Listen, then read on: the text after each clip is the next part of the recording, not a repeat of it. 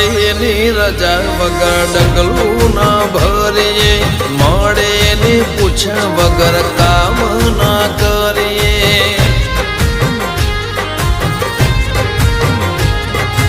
માતાના પ્રતાપે રાજ અમે કરીએ, દર્શન એના કર્યા વગર ઘેરથી ના નીકળીએ।